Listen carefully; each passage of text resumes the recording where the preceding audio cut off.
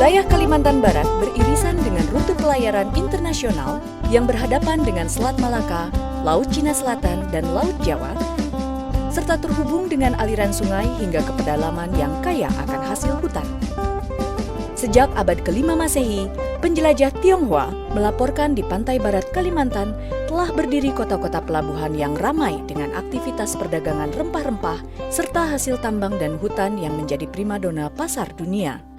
Untuk menguasai pesatnya perdagangan di pantai barat Kalimantan, selama kurun abad ke-17 dan 18, VOC pun mendirikan 3 pos dagang di Sukadana, Sambas, dan Pontianak. Pada akhir abad ke-19, Inggris dan Belanda bersepakat membelah Kalimantan menjadi 2 wilayah kekuasaan. Pantai barat Kalimantan menjadi satu keresidenan yang beribu kota di Pontianak.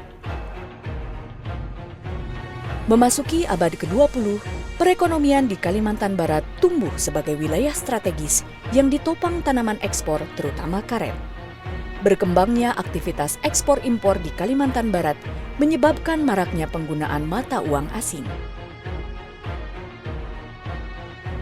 Pemerintah Hindia Belanda kemudian menjalankan politik guldenisasi agar mata uang gulden menjadi satu-satunya alat tukar yang berdaulat di wilayah Hindia Belanda. Demi tujuan tersebut, pada 1 April 1906, The Javasche Bank sebagai bank sirkulasi dibuka di Pontianak dan menjadi kantor cabang ketiga yang dibuka di luar Jawa setelah Padang dan Makassar. Komoditas karet Kalimantan Barat menjadi salah satu kunci penting bagi ekonomi Hindia Belanda.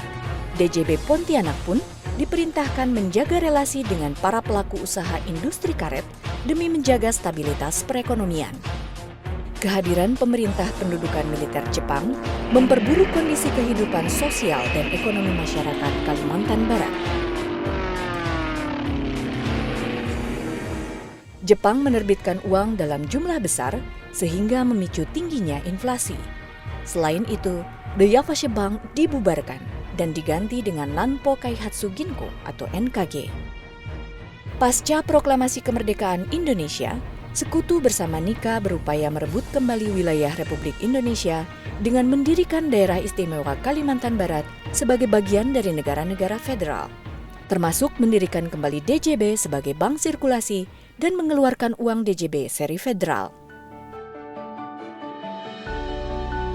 Setelah konferensi meja bundar, pemerintah Republik Indonesia menasionalisasi The Javasche Bank sebagai bank sentral melalui kepemilikan saham sebesar 97%.